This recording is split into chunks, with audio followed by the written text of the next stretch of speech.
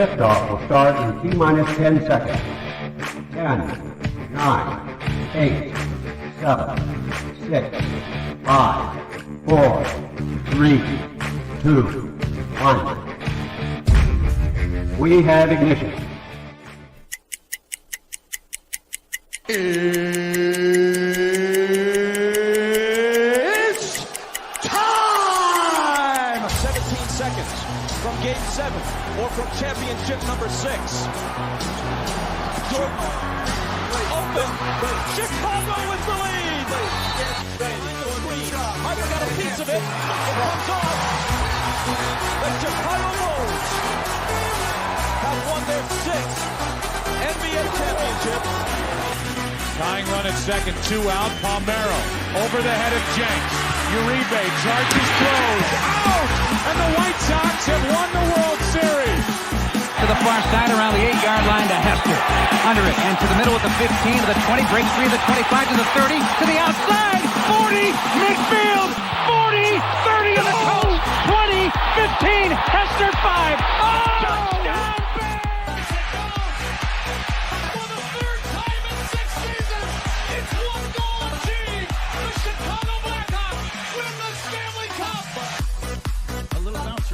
Toward Bryant. He will glove it in front of Rizzo.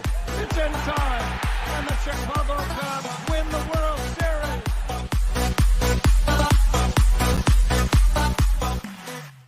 What up? What up? What up? Welcome to Shawn and Maya in the morning on this abysmal Bears Monday. I'm your boy, the SuperBack, Shawn Sierra. Thanks for tuning in. Listen, if you're watching us on Facebook Live, well, then I guess you found us on Facebook. If you're not following us on Facebook, what? Listen, go to Facebook, type in Sports Zone Chicago, click the like button, and now you're following Sports Zone Chicago. Simple. You like that? But wait, there's more. Go to the show's page. Go to Shawn and Maya in the morning. Go to that page as well. Like that page, and you can do that. And not only will you be following Sports Zone Chicago, but you'll be following Shawn and Maya in the morning. Listen, if you're watching this on our YouTube channel, excellent! And if you're not subscribed to our YouTube channel, for real? Listen. Go to YouTube, type in Sports Zone Chicago, click the subscribe button, but also click the notification button. That's the little bell right next to that. Click that, and that'll let you know anytime a show from Sports Zone Chicago is going live. You get it? Got it? Good. Now, if you're watching this on our mobile app, I like that kind of party, baby. Yay. And if you didn't know, you better ask somebody. We have a mobile app. Come on now.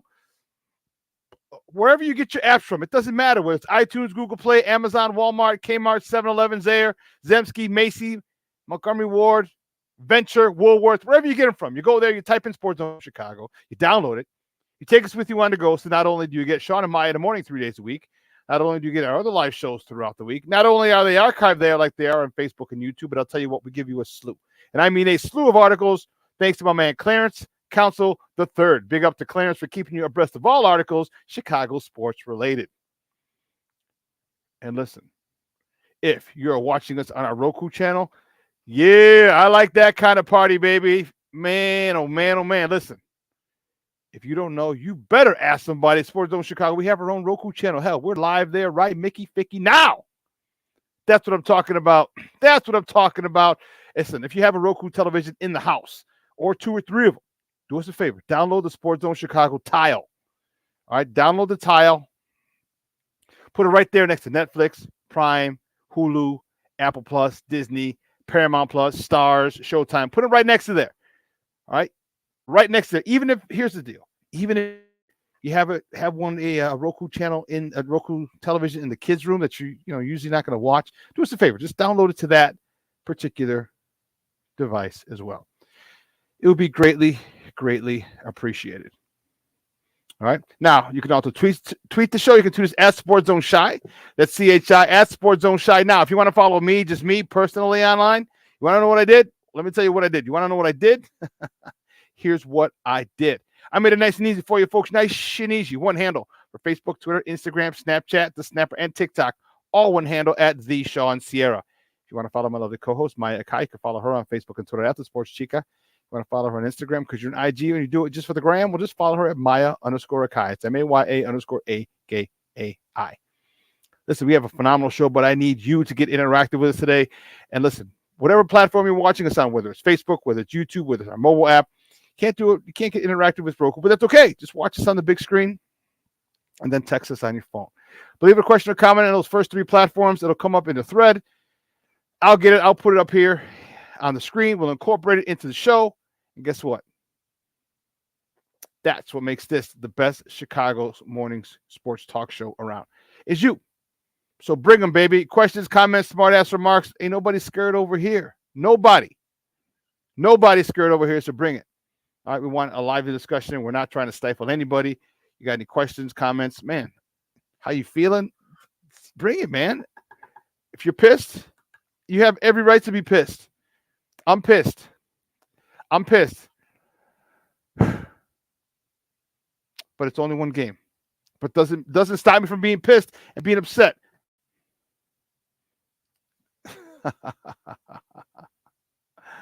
Oh my goodness. Oh my goodness. Anyway. So we got some baseball talk to start us off around 9:30, 9:40. Cubs salvaged one game. They are lucky. We'll talk about that. They're lucky that they didn't really fall further than they have. It's not very far, but they fell back, but it's still well within reach. Okay, White Sox, yeah, well, they're doing the White Sox thing. I think they gave up. I think if you asked most of the players, they would just say, let's just forfeit the rest of the season. We're going to talk about that as well. And the Chicago Sky. Are in the playoffs. They're the number 8 seed. We're going to talk about them. So we got a lot to talk about, baby, and we don't have much time to do it. So as our old Uncle Hawk Harrelson used to say, sit back, relax, and strap it down because we're about to get it in, baby. We got a whole bunch of things to discuss. But listen, guys, you know how we do. The first segment of every show is called Top of the Morning. It won't come just when you want it.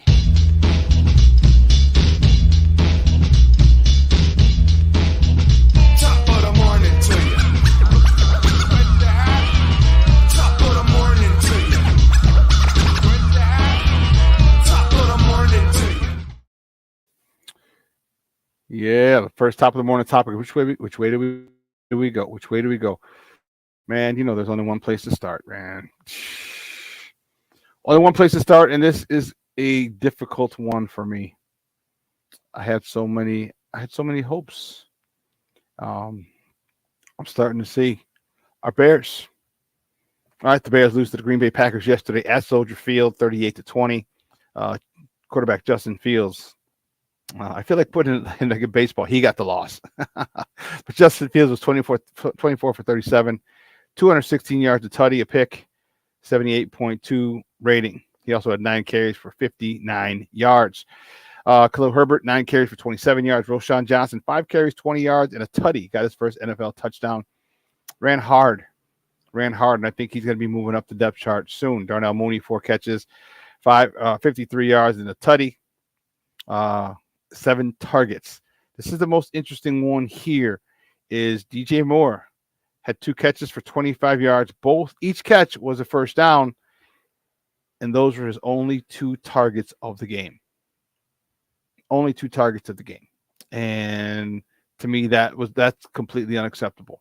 I don't give a shit what they're doing. I don't care because they were shading the safety over easily. And I asked Justin yesterday. I was credentialed. I asked him in the press conference after. I'm like, well, what were they doing that you couldn't find anyone else deep? And then he got a little snippy with me. He was like, well, what do you mean? He goes, Darnell Mooney caught the touchdown. I'm like, yeah, that's the touchdown. I said, but everything else was lateral. I said, no comebacks, no digs, no deep ends, no nothing. He's like, well, this is the way they schemed us, so we took what they gave us. You took what they gave you. Remember when I told you guys last week, 2 weeks ago, after the Bills game, there was a play. I want to say it was 3rd down. Justin didn't get it. So he's in the pocket. Defense is in a cover 2. The left, I think the left safety was occupied. I think it was a go route. So he's occupied by that. The right safety is occupied by a 10 and out, I think. Okay. So he's coming down. Darnell Mooney was coming from the left side behind that right safety. Justin Fields did not throw it. He had pressure to the right. Now he either could have stepped up or stepped back, planted, and thrown. Okay? And thrown it. If he hits that throw, I told you I would have been done. I'm happy. I would have been happy. Said, okay, Justin sees it. He throws it. He connected with it. Perfect. I needed him to see that.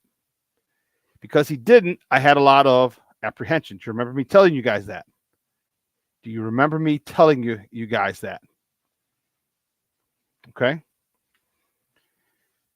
There has to be the middle was open. So why are there no all right, you got to hit running back, you got to hit people deep in the middle. They're playing cover 2. All right, a deep cover 2. They didn't want anyone to get behind them. They understood that. So once you understand what they're doing, now you attack the weakness. A deep cover 2 means the middle is wide open. So why they didn't do that, I have no idea. This should have been Cole Kmet's huge game. He should have been eating like a king.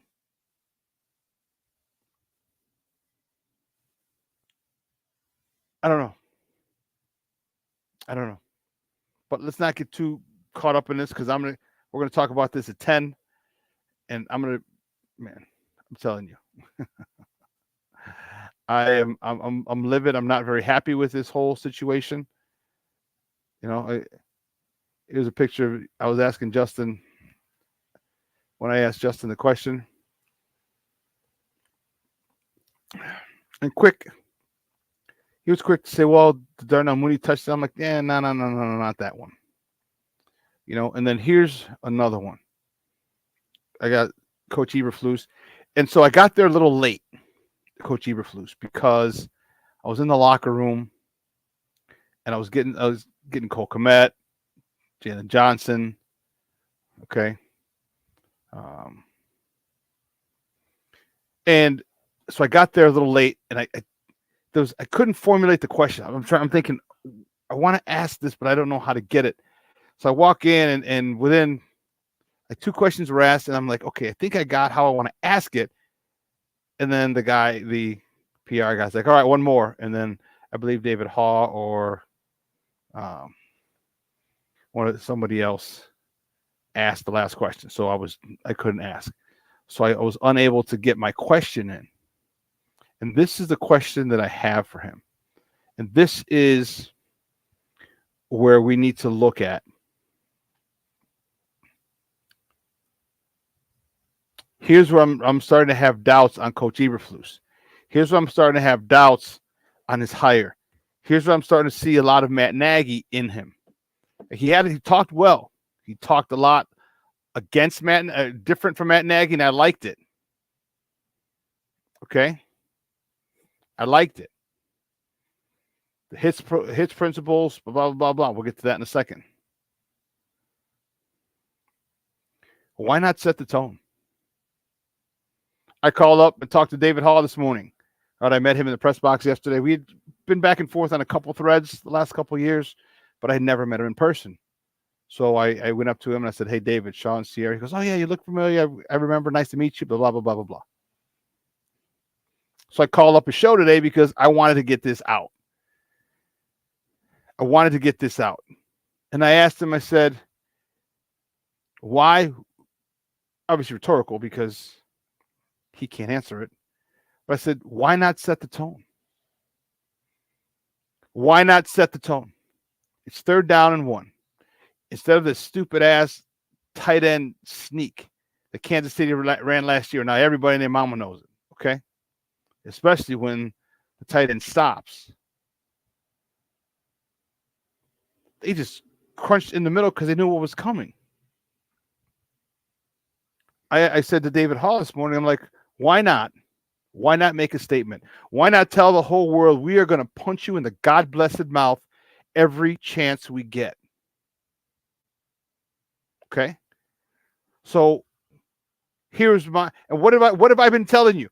I know they cut Gabe Hoy because of his injury. What did I tell you?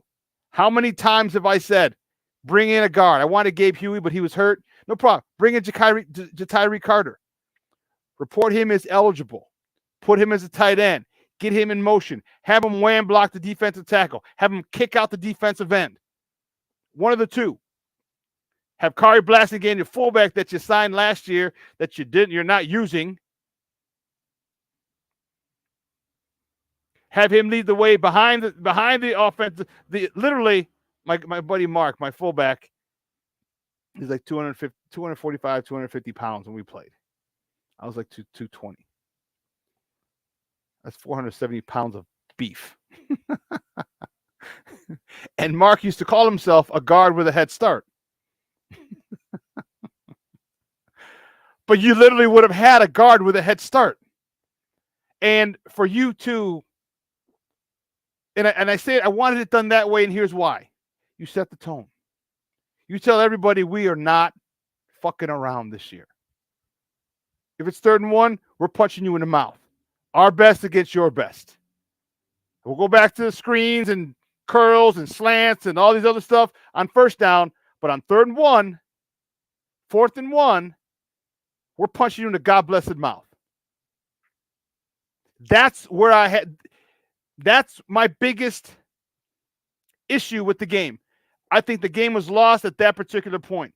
Because if you do that, it sets the tone for Green Bay. It sets the tone for the division. It sets the tone for the NFC. The Bears are not playing around. They are coming to be physical with you. What the hits principle? What does the T stand for? Toughness? Doesn't that what the T stands for? Toughness? There's a chance to set the tone, adhere to your hits principles with the T in toughness. There's nothing tougher than having an offensive lineman moving, knocking the hell out of a defensive tackle because he's got momentum. A defensive tackle don't see you coming. And then get your fullback up in there, your tailback up in there, and blast it for the one God-blessed yard. You could kill a fly with a fly swatter, or you could kill him with a hammer or a sledgehammer. One makes a point a lot more. And to borrow the old line from the Untouchables, Shawn Connery.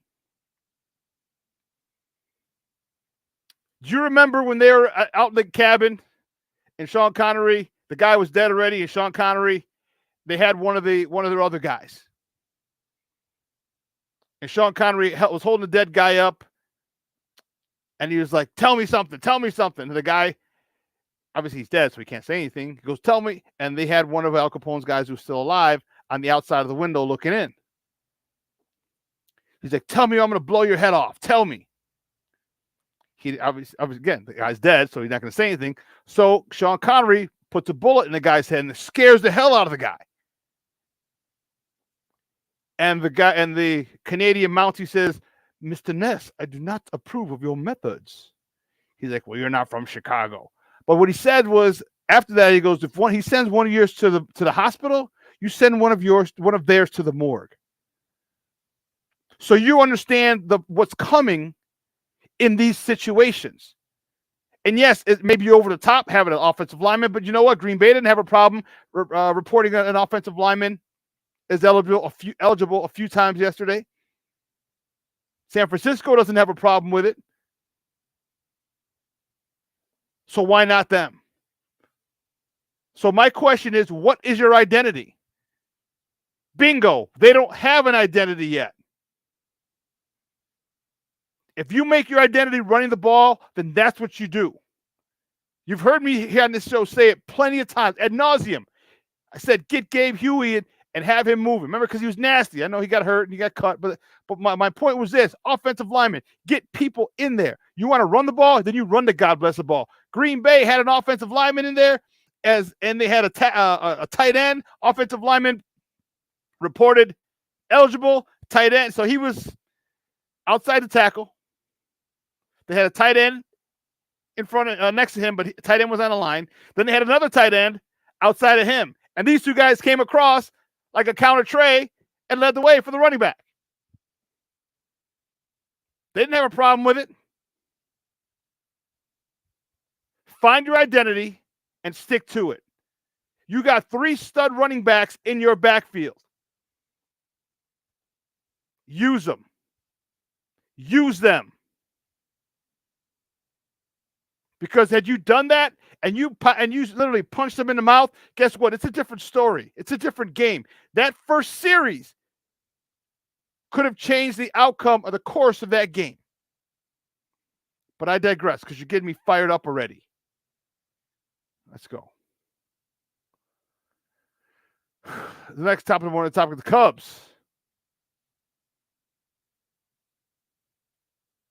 You do that for me? The Cubs, they beat the Arizona Diamondbacks 5-2. The professor, Kyle Hendricks, he got the win. He's 6-7 on the season. 5 2/3, 7 hits, 2 runs, both earned, and a walk. Punched out 4. Merriweather, he got to save his first, but a nice, wasn't a clean inning. He had a walk. 1 walk, but 2 punch outs in that inning. Dansby Swanson, he's continuing to pay off. 3 for 4 with a homer, his 20th, driving in his 73rd. 72nd and 73rd runs of the year. Cody Bellinger, just doing what Cody Bellinger does. He was 1 for 4 with a homer, his 25th of the season, driving in his 89th run of the season. You realize that this dude missed a month? 3 weeks, excuse me. This dude missed 3 plus weeks and has 89 RBIs. Christopher Morel, he was 2 for 4 with a home run, his 21st, driving in his 65th. Okay, the D-backs are no joke, right? The Cubs are able to salvage 1 game of that 4-game set, and they are lucky. The baseball gods are on your side, in your favor, Cub fans, because you are only 3 games back. It could have been 4 or more.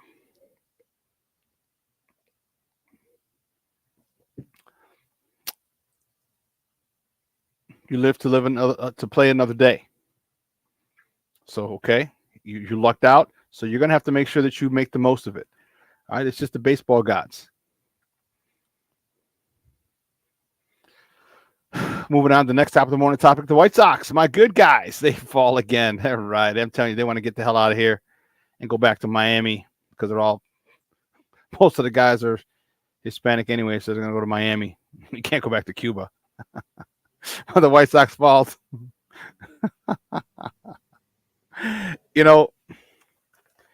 I was sitting there, I was hoping, hopefully these guys can do something. Hopefully although I will say this. Let me say this. I have seen Yoan Moncada improve. He's getting better. All right, but they fell to the Tigers yesterday. Oh, wrong one. They fell to the Tigers yesterday, 3-2, and Schultz, he got the loss. He's 1-8. Oh, my gosh. That's horrible. That's wonderful. 5 innings, 8 hits, 3 runs, all earned, 2 walks, 4 punch-outs. Eloy Jimenez was 1 for 3 with his 5th double of the season. His 5th double of the season, driving in his 56th run of the season. Lubov was 1 for 4, driving in his 73rd, and TA was also 1 for 4. The White Sox tonight, they host the Royals, the Kansas City Royals, over on the south side, and Dylan Cease night. Dylan Cease is on the bump for the good guys. I'm concerned. It's not a situation anymore right now where it's, Dylan Cease is on the bump. Oh, okay, great. No problem. All right. But he's 6-7. He's with a 4.98 ERA going up against Brady Singer, who's 8-10. So we got 2 pitchers equally yoked. He's got a 5.34 ERA. That first pitch is at 6.40. If you're watching on TV, it's on NBC Sports Chicago. If you're listening to it on the radio or the app, because there's an ESPN 1000 app, it's on AM 1000, their flagship. They're new. No, it's the Bears' new flagship, ESPN 1000. ESPN 1000. I told you I love my tea.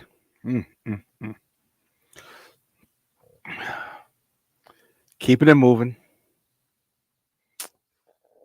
The Sky, excuse me, while I kiss the Sky. The Sky beat the Connecticut Sun yesterday in the regular season finale, 102-91 in overtime. Courtney Williams, she led the way with a triple-double. I see you, girl. Get it, girl. Get it. 23 points, 16 boards, 13 dimes.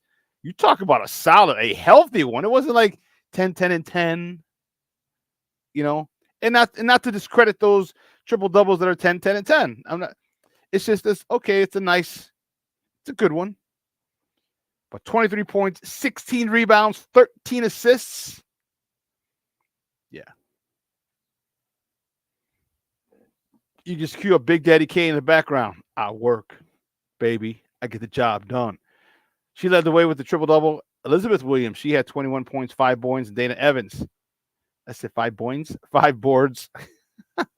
And Dana Evans contributed 18 points as well. You know, with the win yesterday, the Sky. You know, I didn't even know I didn't think it was possible. I did not think it was possible. But apparently it is. It was. All right. The Sky have made the playoffs, and they draw the number 1 seed, the Las Vegas Aces, in the first round of the playoffs. So game 1. So this is a game best of 3. Okay. It's a best of 3. And how this works is the first 2 games are at the higher seeds facility. So, and that's just because of money issues. Because that is the worst. That is the worst scheduling you can do. The worst. You have the higher seed, but you don't have the deciding game at your place. So if the Sky split, guess what? They will come home for game 3 with a chance to oust the number 1 seeded Las Vegas Aces.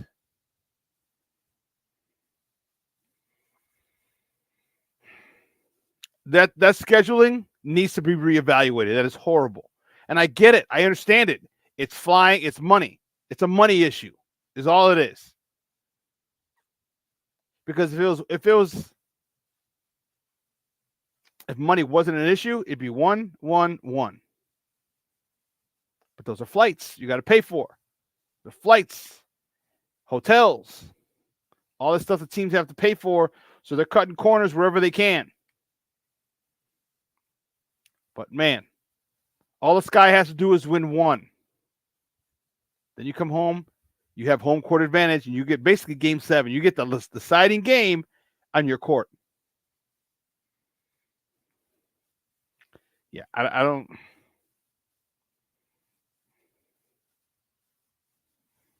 I don't know. I just think I see that's odd. That's odd. That is just odd. You worked your tail off to get the number 1 seed, and you don't have the deciding game of every series at your place. Doesn't make sense. That just don't make no kind of sense. No kind of sense. But that's the WNBA for you. And the last top of the morning topic, 19-year-old Coco Gauff. Woo, Charlie. She has the tennis world on its ear right now. There's a picture of her 8 years ago.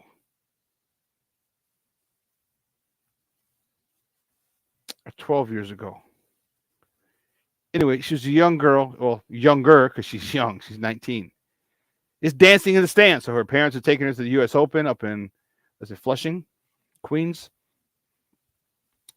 And she's just dancing. Like a little 7-year-old, 8-year-old kid just dancing, acting silly, goofy, whatever. It's cute. Fast forward to 2023 at 19. She wins her first major by winning the U.S. Open. You know, this is the first in Serena back in 01.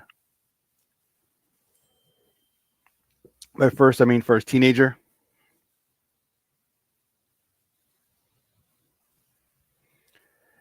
So many emotions.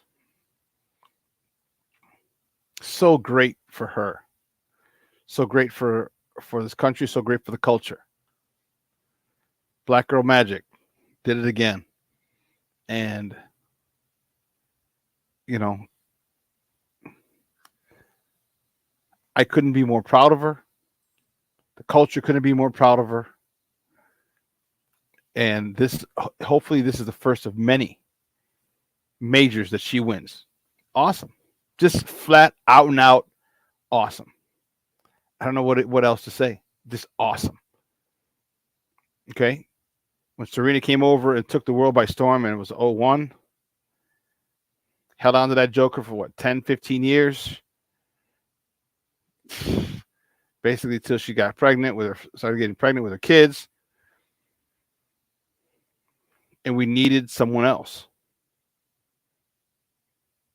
Maybe Coco can be that one. Maybe Coco can be that one. Well, listen, let's take a quick break. On the other side of the break, we got some baseball talk. But first, I'm gonna holler at my guys in the chat. I'm gonna see who's in the chat because the chat is jumping, and I like it. I like it. So listen, don't go anywhere, folks. Keep it locked right here. Shawn and Maya in the morning on Sports Zone Chicago. Hey, it's your boy, the SuperBack, Shawn Sierra, and be sure to follow Sports Zone Chicago on all social media platforms, on Facebook, Instagram, and our Roku channel. You can find us at Sports Zone Chicago, and on Twitter, we are at Sports Zone Shy. Also, be sure to download our mobile app so you can take Sports Zone Chicago with you on the go. Time out. How are you feeling right now? Happy? Excited?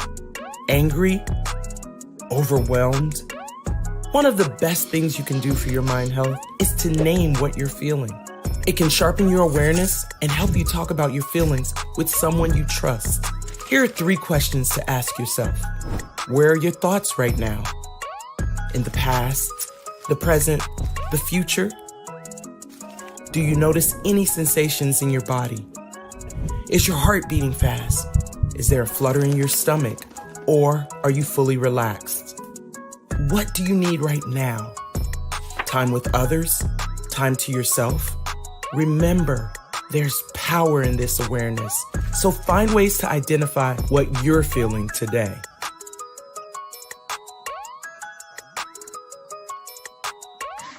Hi, guys. Hey. Hi, Megan. Hey, Jessica. Megan, you're a tramp. Brian Fitch told me you guys made out. Everybody knows. He said your breath smells like garbage. And he almost puked. He says you're the most desperate girl he knows, besides your mom. How many boyfriends does she have anyway? Lots? Your makeup makes you look like a clown. That zit is huge, zit face. Ugly.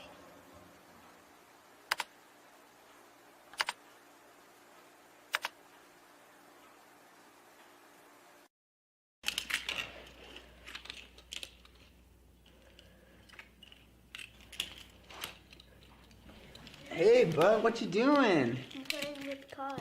Cars? Can you show me what a car does?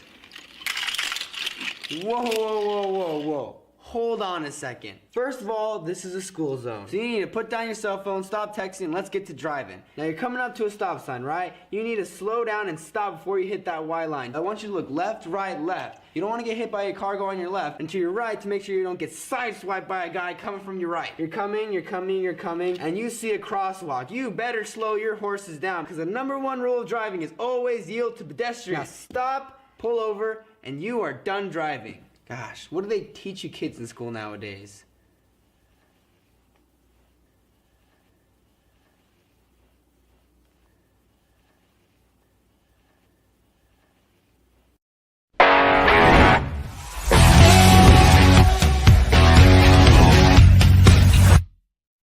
Christopher Morel To lead off for Chicago. Deals Morrell, first pitch swinging, and lines a base hit that gets past the right fielder, Carroll, all the way to the wall. Morrell flying around the bases, around second, headed for third. He slides in safely.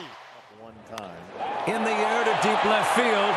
That ball's got a chance. Gone. Chris Morrell with a triple and now a home run in his first two at-bats. Steps up, Bellinger swings, drills one, deep right field. This may go. It is gone. Cody Bellinger goes yard, his 25th. The 1-2 delivery. Swanson drills one, deep left center. There's another one. Gone. Third home run in the third for the Cubs, and they are up 4-0 over the Diamondbacks. Welcome back to Shawn and Maya in the morning on Sports Zone Chicago. Those comes courtesy of the Marquee Network. Those were the Northsiders. Those are the Cubbies at Wrigley. Saving face. Look good. Let's remember, they had lost the first 3 out of 4. But real quick, before we start talking Cubs, let's check out my people in the text, in the chat. Man, this thing is jumping. Levette. Hold on. Let me get all the way to the top and check. Cornelius in the house. What up, Papa? He said, excuse me, chat, but I'm not going to be myself all week. Are you? And my man, Armando Emeterio Lara Jr., he's in the house. Junior, what's up, Papa? I appreciate it. Levette Lee, she's in the house. Good morning, Ma. Thanks for tuning in. We got Patty Lara in his Mickey Ficky house. She's ready. My man with Shawn Walls. What up? House Music Monday, baby. You see, I got Julia Jumpin' Perez, speaker of house music. That's what I'm talking about. Yeah, horrible. Game, play call. Yeah, trust me, we will definitely get to that. Monica, good morning, mommy. How are you? Thank you for tuning in. Man, that means if Monica, Patty, and Junior are watching, that means Jeremiah is watching as well. Jeremiah, good morning, mijo. How are you? Thanks for tuning in. He's probably like, just give me my baba. Give me my baba. Want to say what's up to Armando Emeterio, a lot of the fourth. I know he's not watching because he's in school. How crazy is that, huh? Junior's gotta be awesome. Gotta be awesome. James O'Bannon in the house. Nah, I wouldn't say that. I definitely wouldn't say this. I definitely wouldn't say that. I think it was a poor game plan. I think they got to take the cuffs off him and see what he's got. Now, if they take the cuffs off him, he can't do it. Great. Then we have 2 picks to go get the number 1 pick. But I'm telling you, I just don't think. I don't think it's time to say that he's a failure. The game plan was horrible. Don't get me wrong. I'm not saying that it was all the game plan against him. I'm not saying that at all. I'm saying is the game plan was horrible, and Justin Fields played bad. Okay, and Justin Fields played bad. It's one game. I'm not gonna put him in a Super Bowl after one game, and I'm not gonna put him in hell. I'm not gonna throw him to hell after one game. But Shawn, you're right. Bad O-line, bad D-line. There you go. Thaddeus, thanks for tuning in, Papa. I said, why does it seem like the OC is still working for Green Bay? You know, I asked Justin that, and we talked about that. I said Justin got a little snippy with me yesterday, and he was just saying that that's what they were giving him. I'm like, so you mean they out-schemed you, and you just couldn't figure something out? I mean, I didn't like that. And I didn't press him. You know, I was a new guy, first guy, and I didn't want to keep pressing. But next time I will. You got to know my face. Yeah. Terrence, good morning, Papa. Thanks for tuning in. The running game was a complete show. I think that screwed up the entire game plan. The running game, I'm not sure what you're saying. The running game for the Bears or the running game for the Packers? Here's the thing. We didn't have an identity. You start the season with your identity or creating your identity. It should have been the run. You got 3 stud running backs. Force them to bring somebody up. You had the middle of the field wide open. I know we're supposed to be doing Cubs right now, but man, I agree with you.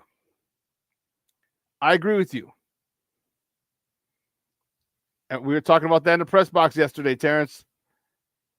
talking about that John Shoop offense. Vernon Fairley in the Mickey Ficky house. What is up? His new name is Hallow Komet.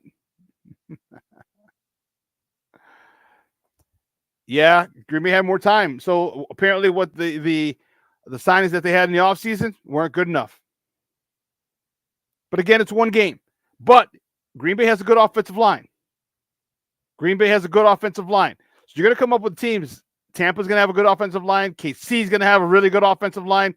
You're coming up against some teams with some good offensive lines. Is this what we can expect now? They better do something. And here's my thing. Stop bringing only 4 Mother Hubbards. If you can't get home with 4, you better bring 5. Cornelius, Vernon, James was, yeah, okay. Russell Webster. Good morning, baby. Yeah, Nagy used curls. Gets you. Where are the curls? I'll take a damn curl. Jesus. Brandon Livingston from the West Coast. What's up, Papa? Here you go. How you doing, man? Yeah, I know it's tough. That was really, really, really difficult to watch. Yeah, the O-line looked bad. D-line, yeah. You know, they had some good route concepts that moved safeties, got guys wide open. Yeah. But I digress. We'll talk football at the top of the hour. We'll talk at 10 o'clock, and we'll incorporate your guys' comments and questions and anger. We'll incorporate that into the show because it's fair. I'm starting to have my doubts about Nagy. Again, I'm not saying he should be thrown in hell or underneath the bus. I'm starting to have my doubts. He can change those with a much better play call, with a much better called and prepared game this week. But I digress. The Cubs with a big win yesterday. That would have been awful had they lost that game as well. They lost 3 out of 4 to the Diamondbacks. You know, you can't, not now. You're supposed to be winning 3 or 4. Okay, you're supposed to be winning 3 or 4, not losing 3 or 4. Worst case scenario is a split.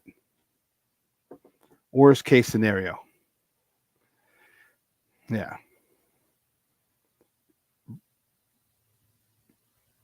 What do you know, you're fortunate. You're fortunate that Milwaukee lost. And again, you're only 3 games back because had Milwaukee been a lot more successful this weekend, you could be 4 or 5 games back. Okay. Right now is the time. Look at who hit the home runs. Look at who's driving in runs yesterday. Dansby Swanson, Cody Bellinger. Oh, yeah. And by the way, that kid, too, Christopher Morel.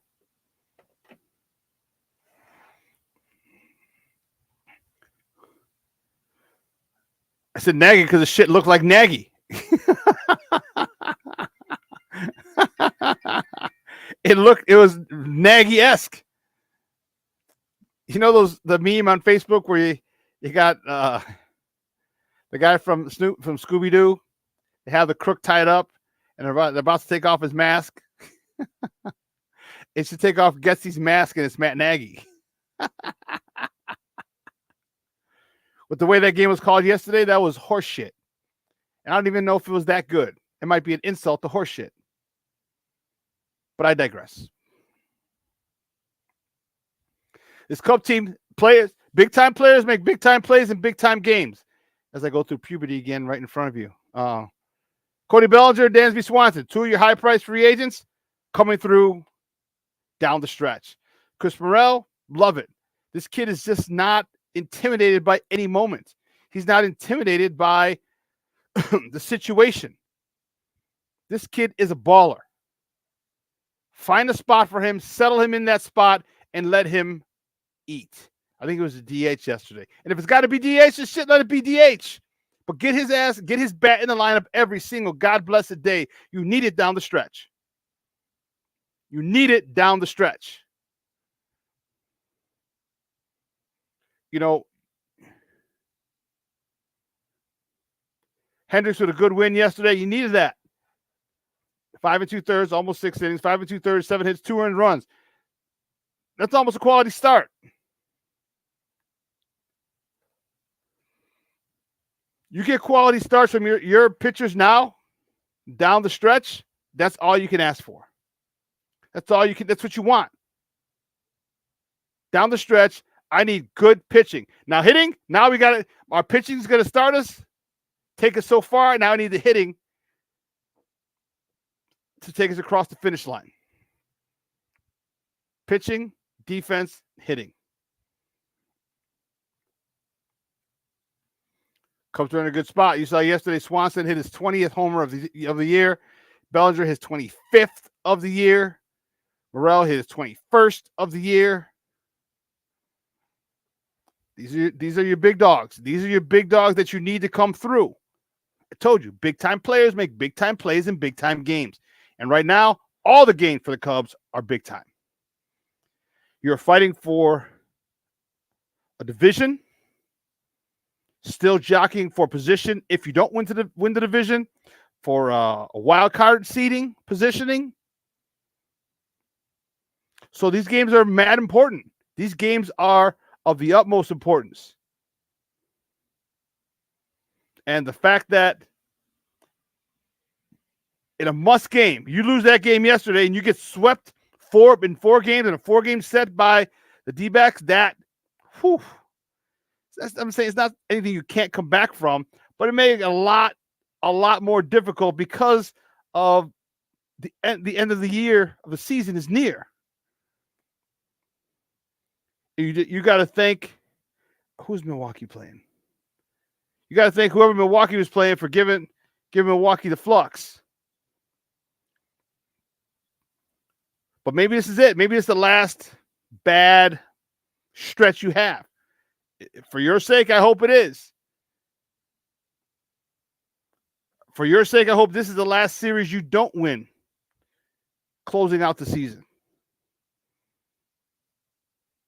Because if you do, if this is the last series that you don't win and you win the rest of your series, you're in the playoffs and you got a really good shot at winning this division.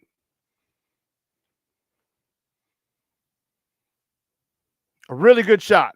Who's on a bump today? Drew Smiley, I want to say, is on a bump for you guys.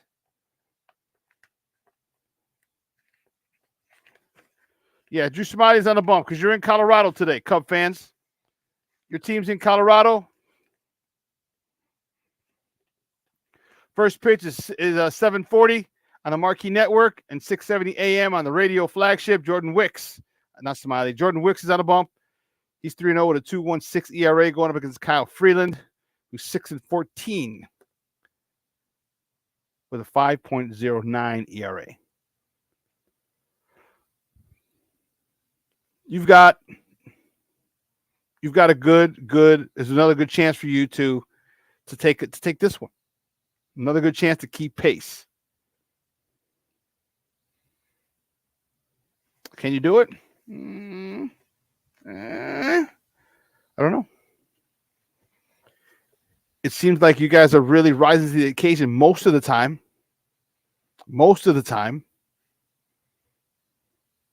Is your pitching going to hold up? Was that who's playing the Milwaukee Brewers, the Yankees, Junior?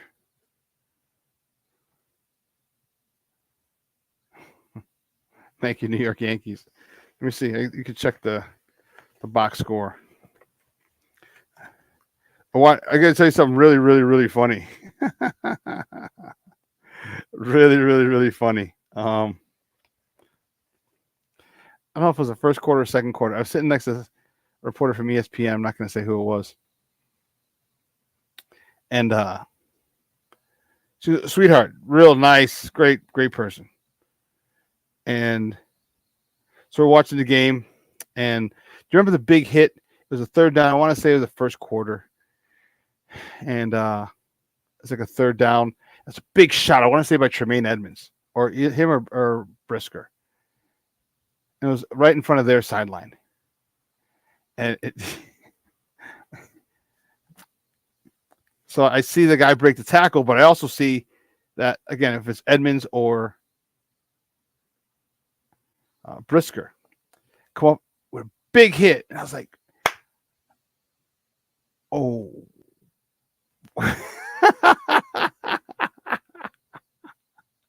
Because you're not allowed to cheer in the press box. They even came over the speaker in the intercom and said, you're not allowed to cheer in the speaker, so keep it down, keep it quiet, and this and this. The fan in me, I was like, as soon as I did that, I was like, oh, shoot. Like, I don't need them kicking me out of the press box. So I guess I was able to maintain my composure the rest of of the game. I was able to do that.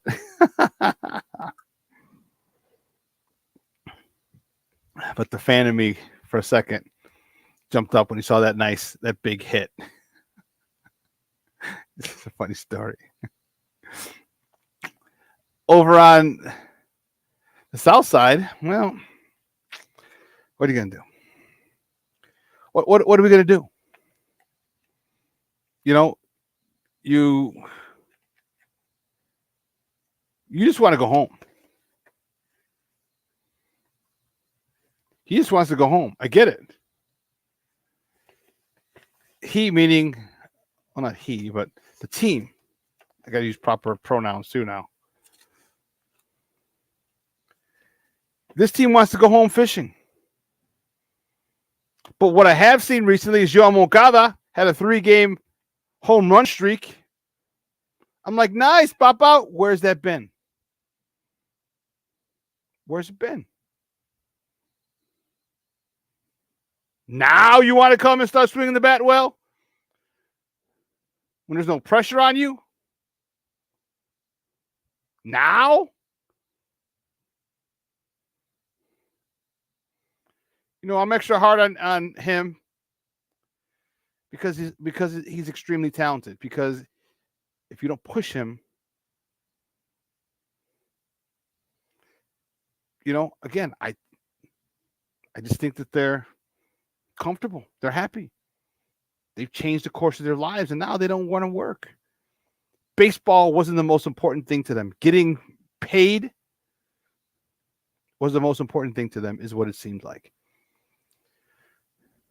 Getting your family out of Cuba, get them here, give them a better life. I think that was the most important thing to you. And that's fine. But when it's attached to baseball, when it's attached to a performance sport, and we're watching you every day. We're watching you every single day, and you don't have that desire. You don't have that fire. You don't have that drive. You don't have that eye of the tiger to be great. Because guess what? If you're great, the money follows.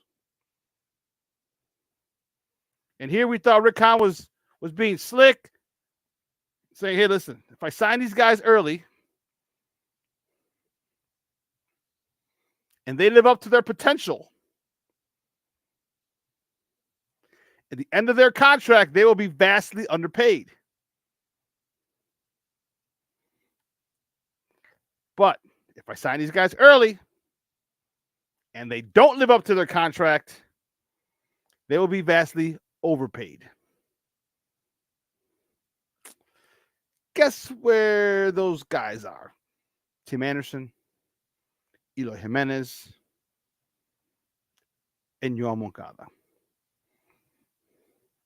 They're overpaid.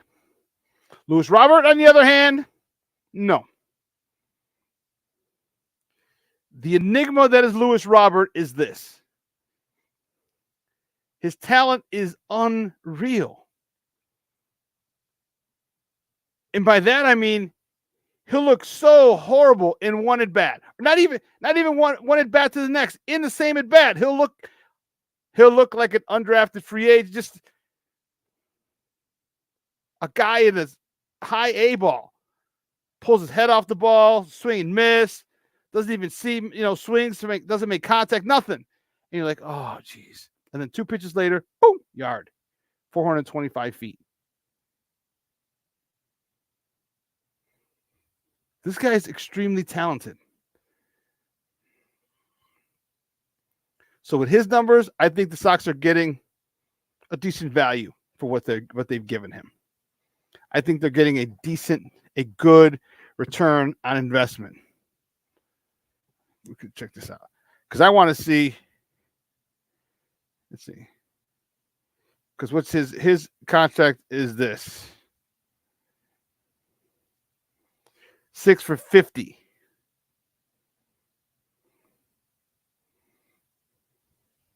So in 2023, he's making $9.5 million. Look, in 2020, he was 1.5, 1.5. 21, 3.5. Last year, 6. So that's $10, $11 million.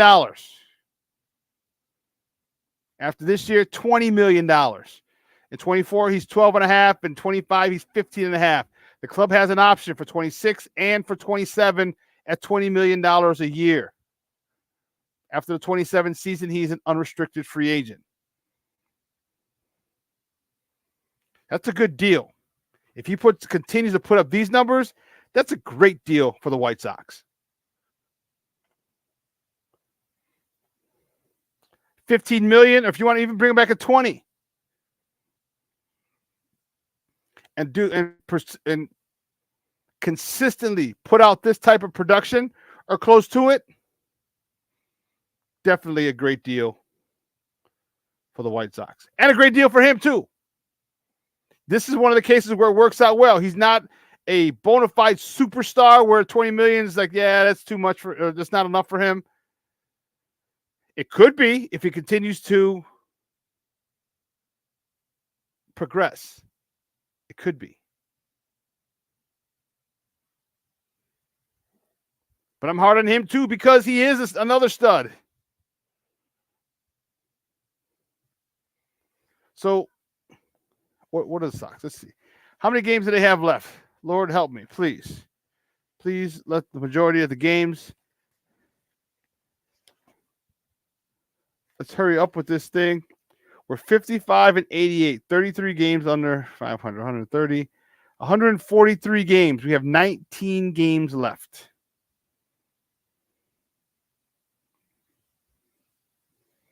$19 games left. Can these come fast enough? Hell no, they can't. I'm still deciding if I want to go to the game on the 24th or Hispanic Heritage Night. Still trying to decide that. But anyway, I digress. Listen, we got some Bears talk. We're going to take a quick break. On the other side of the break, my guy Jason's going to join us. He's going to talk about his show tonight. What's up, cuz?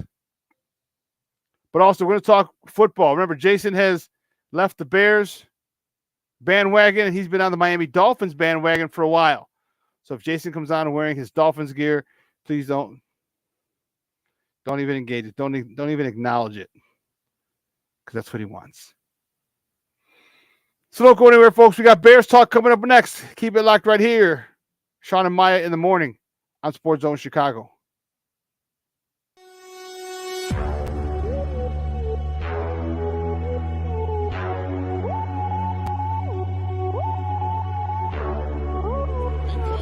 To run for 17, back he goes. Here comes Chubb. There goes the ball. Touchdown!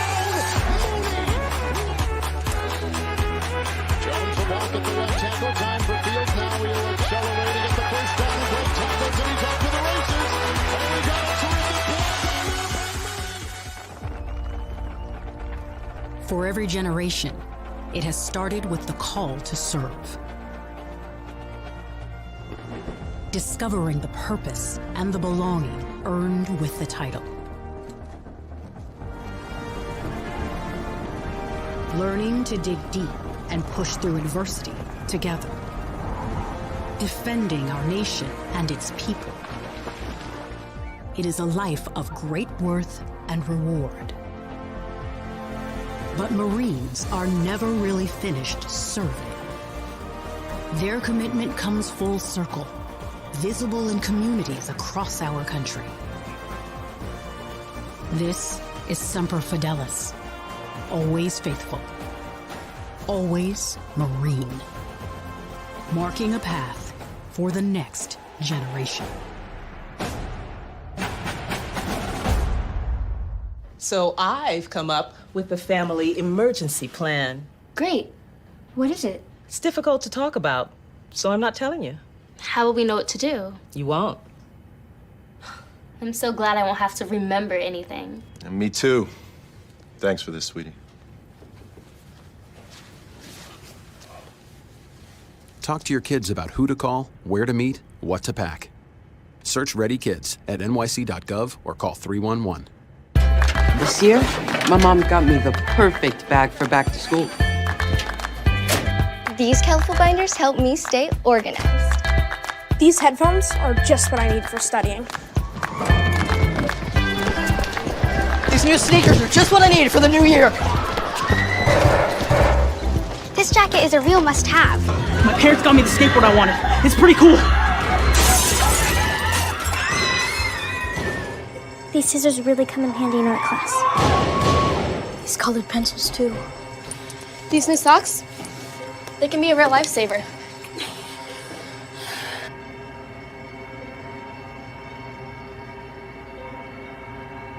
And I finally got my own phone to stay in touch with my mom.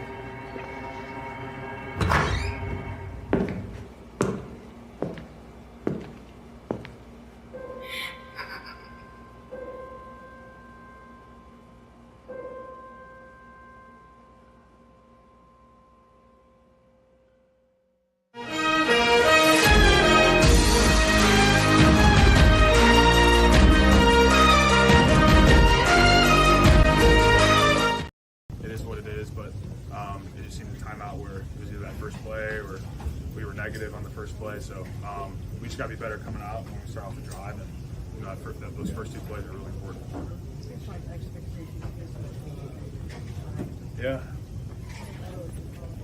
Yeah. I mean, look, this is a big game just because of the Bears Packers, and so it's a big game for us. But at the end of the day, it's 1-17, and look, it hurts. We didn't expect this to happen, but got to be able to regroup here, and Tampa will be here before you know it. So. How demoralizing is Yeah, it's tough. I mean, it's tough to overcome. First and 20 is pretty tough. Basically, you have to get now 2 first downs in one. Starting out second 20 isn't great either. So, they're just drive killers. It changes the play calls, and especially where we are on the field, you get back. You get in the backup situation. Kind of limits some of the stuff that Luke can call. And, strategically, you're trying to get breathing room for the punt, or just trying to get room off the end zone. So those are things we just can't have happen, and we got to be better going into next week. Same question for. Welcome back to Shawn and Maya in the morning on Sports Zone Chicago. Those clips courtesy of me. Yeah, of yours truly. Got in there. I had my selfie stick. So it's really funny. That was the first time I've ever. I don't even know where the hell I got that selfie stick. Okay. And I've had it for like 5 years, because I found it when I first got out to Orland. I was like, oh, damn. I remember this from like years ago. So I'd never used it. I actually got to get a battery. It has a little remote so I can press the button, it'll start recording. So if you saw the beginning of it, it's like, chirp. Steve could have edited a little better. That's all right. That's fine. But so I was able to hold my little camera up and get the, stuff in the locker room. Good stuff. Tough loss. There's a lot of blame to go around. And it starts with the head coach. I want to bring my guy on. So he's in a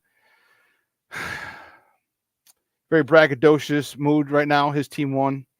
And he's lucky. Don't worry. You're on borrowed time, bro. Once Tua gets another concussion, he's done. Then we'll wipe that silly smirk off your face. He's the host of the show. It's on tonight at 6:00. What's up, cuz? My man. And you can find him on Twitter at JCoyden, JayCoyden. Jason Palmer. Jason, what's up, Papa? Good morning.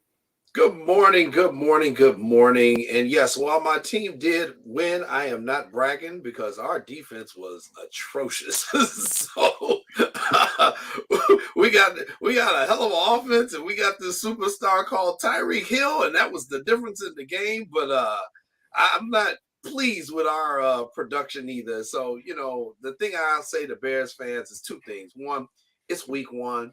Every team has got major holes. So there's stay some calm. holes in this house. There's some holes in this house. So stay calm. Stay calm. It's the first week. Adjustments will definitely be made. And the second thing I can say to Bears fans is at least you ain't Giants fans. So. Man, my guy jumped the gun yesterday. He was as a big time Giant. One of my quarterback, George Sierra. Big shout out to George Sierra, my quarterback, my Puerto Rican brother from another mother. And he's a huge Giants fan. He talks just mad shit about the Giants. God forbid they get a first down. He's like, Giants in the Super Bowl. You know what I mean? Like, he's just crazy. Third quarter, he just puts on Facebook Saquon Barkley with the crying Jordan meme as the face. He just jumped the gun. Like, before everybody just jumps on me, let me just do it to myself. And I was like, man, I hear you. It worked well. And let's not forget our brother from the Smoke Fellas. Kevin I Lawler. heard from him. Kevin Lawler, yeah. You know what? I heard from him. I gotta send him a text like, "Hey, everybody, check on KDL. Make sure he's okay." Because, like I'm sitting over here in this pity patty, the pity patty wagon over here, and I don't see KDL. Like, where I got Giants fans, my Bears fans. If I don't see KDL, he's like the quarterback for the Patriots who didn't show up the last 2 days. Like, you gotta get a wellness check on this guy. Yeah. Woo, that was awful. And I know NBC was pissed. Yes. Like we expected a matchup, but we got this nonsense for the first week.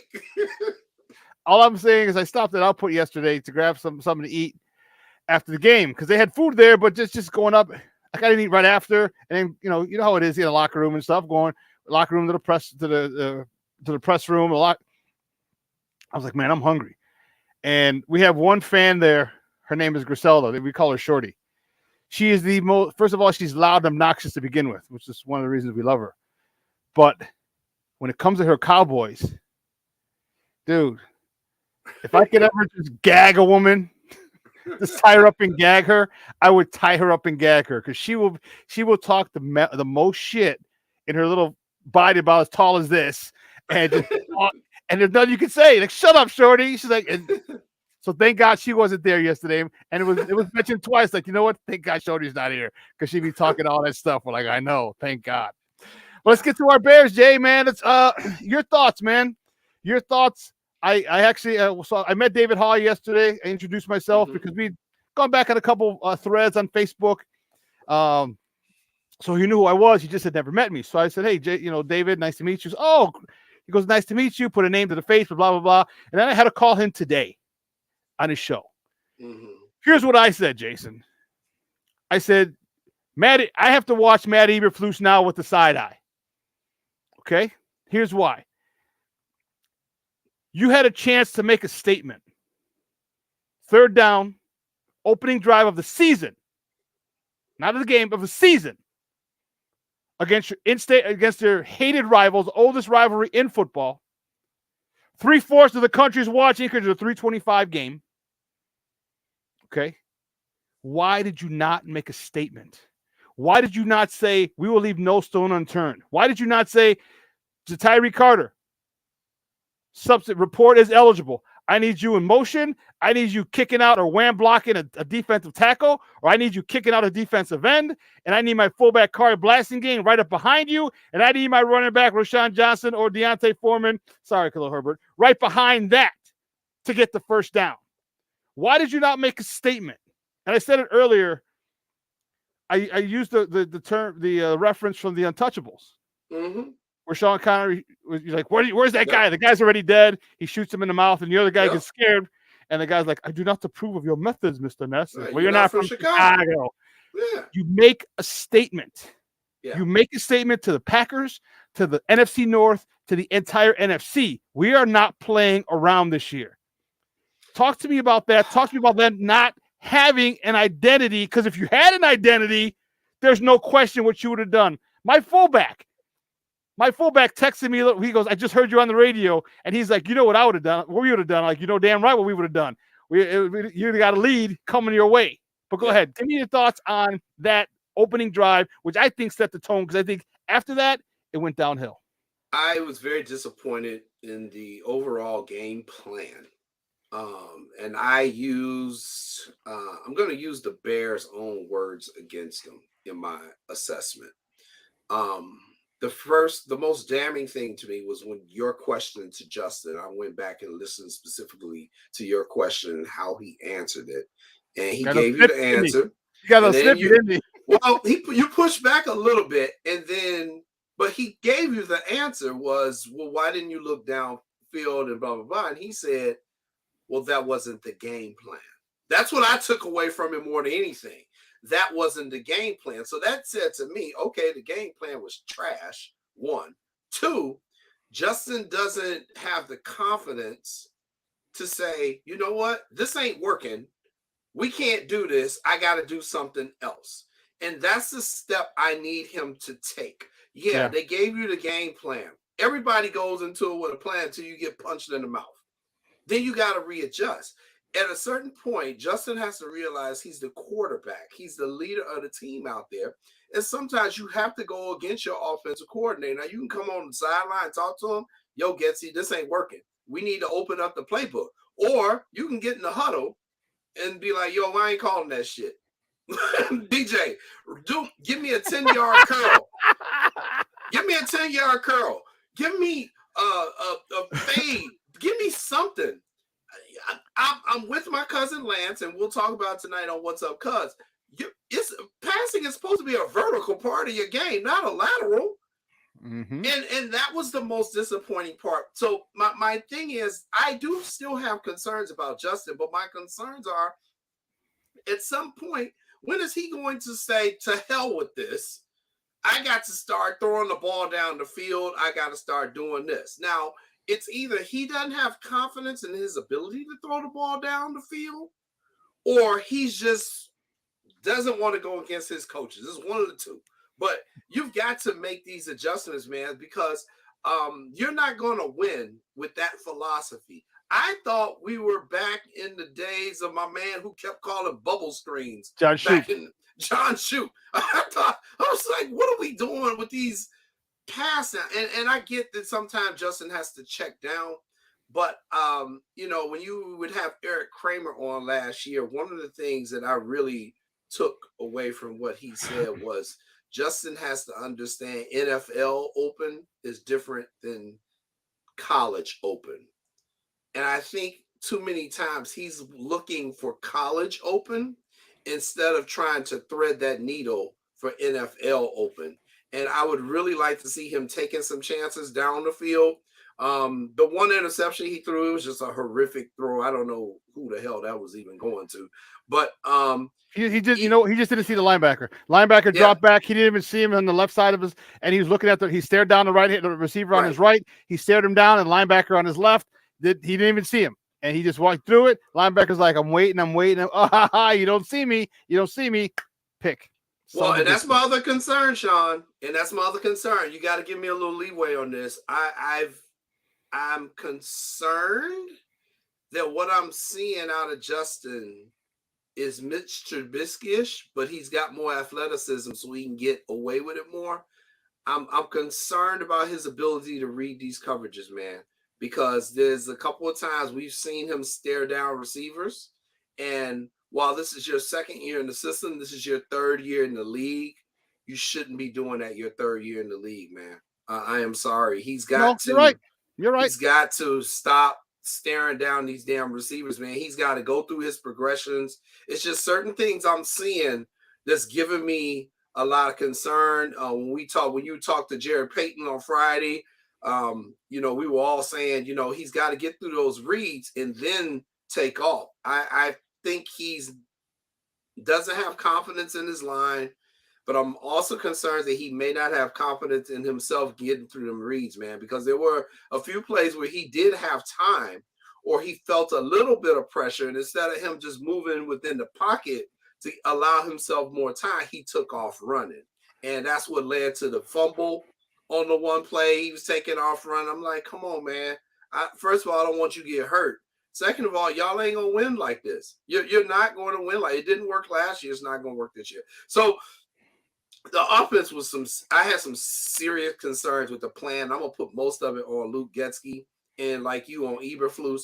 I just don't think they were ready, and I didn't see any adjustments to the offensive game plan at halftime. It was just really, it was bad. It was a bad performance. It's the first week, so I'm trying to give them some latitude on that, man. But you got to. I'm concerned, man. I just think at a certain point, Justin's got to throw his hands up in the air because the bottom line is he's going to get all the blame from the fan base. Bingo.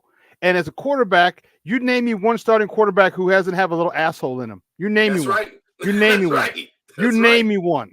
I'll sit and wait because it's going to be a long Mickey Ficky time to find a star quarterback who don't have that little asshole in him. I played with two national championship quarterbacks, and I can't tell you how many times my buddy Paul, who's actually has a security firm now and works the Bears. I can't tell you how many times he came in and he was get this shit out of here. We ain't running this. Look, and he just called a play. Same thing with George. I'm telling you, they come in. What? It's 3rd and 1. He wants to run a 15-yard out. No. No. We're running a 24 lead. But it's so funny. You have to be able to understand the moment. Yes, all right. What do you need at this particular point? What do you need? I watched when sometimes when Coach Terry was sending a play in, and George was like looking like, what the hell are we doing? And then I would see George look at his wristband. And then you all would go and he get the ball to you. Like, what the hell are we doing? We're not running that play. So, I mean, you have to do it. And the best was they're coming in like, stay out. I got it. I know what the hell to call. It seems like Justin Fields, in a Trubisky-ish way, and it sucks for me to even compare him to that, is a good soldier. Yeah. Okay? A good soldier. I need him to be a great leader. We talked about all this other stuff in the offseason, and now those are great leadership qualities. But you got to be a leader right there when they need you. Right? When the bullets are flying, when it's 3rd and 1, when it's this and this, and you know. My question, why did you hit Cole Kmet up the seam? If they're playing a deep cover 2, which they were, the middle's wide open. Where's Cole Kmet? Why isn't he saying, hey, call the play? Hey, Cole, listen, I need you to, instead of running that out route, I need you to have a disco route. Out, up to the middle, I'll hit you in the seam. Why isn't he doing that? He's got to, you're right, he's got to be that jerk and say, hey, here's what I need. Okay, if we're going to run this, first of all, we're not going to run this play because it's silly. And if we do run this play, I know exactly how to combat it because I need a first down. I want to get a big play. Cole, here you go. I need him to be a lot more aggressive. I need him to be a lot more outspoken. I need even his pressers. He's still very calm, cool. I need that fire. I need that. And you don't have to be loud to have that fire. Okay, look at Steph Curry. Steph Curry's not loud, but damn well he's got that fire. I need that same fire in Justin, and I don't see it. And I'm concerned a lot. And here was the thing that you couldn't see because you were there in the press box. But there was a shot in the second half, and Cornelius was watching, Armando was watching, Brandon, I know all y'all were watching. There was a shot that they showed on TV of the Bears bench in the second half and just how dejected the team looked. It was that look in their eyes like, we getting our ass whooping, this is over. And I don't want to go through this again. My major concern is DJ Moore has to now be reevaluating his role on this team where he's like, look, man, I'm got here via trade. I'm excited. Y'all traded the overall #1 pick for me, and I got 2 targets. I'm sorry. Even them stupid ass screen passes they were calling. You didn't call none of them to DJ Moore, who's the dude who's going to be the most electric. It was unbelievable to watch that. And I'm like, DJ Moore should be used the same way that Miami uses Tyreek Hill because they're kind of a similar player. They're very explosive, not the biggest guys. Man, Tyreek Hill, Deebo Samuels, those guys, those are the model that do. Same size as tape. Everything. You can run them shallow crosses, Shawn, Bingo. all day long. all day long. And I'm with a deep cover too. You run a shallow crosses, somebody's open. And I'm like, if you get the ball in this guy's hands, he's going to make something happen. But you got to get on the ball, man. That's what I'm saying. I blame the coaching staff on that, but I also blame Justin on that, where he got to go in the huddle and call damn audible, man. Yo, man, we ain't calling this. Run this play. Run this. I mean, I don't see no hooks being called. I don't see no posts over the middle with Cole Kmet. You know, if they plan to cover two and them two safeties are going out wide, the middle, if you run a nice post, it's going to be there for you. Well, they were playing a deep cover two, so it wasn't even a regular cover two. It was a deep cover two. So that middle of the opening is stretched. Yes. Where's Cole Kmet? Where's the call to get Cole Kmet wide open? You know what? It was unbelievable. I was like, does anybody not play Madden? like even people on Madden know. Oh, let me just adjust this real quick. You know what's funny, Jason, is you said that, and I did see that because we had his TVs in the press box.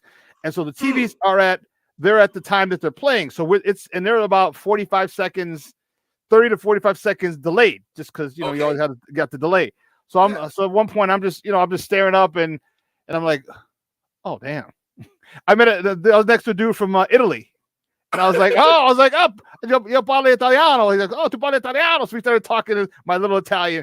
And so we're talking and I was like, look at this. I was like, look at these guys. I'm like, they look dejected. Yeah, it was a shell shock look. They weren't expecting this, and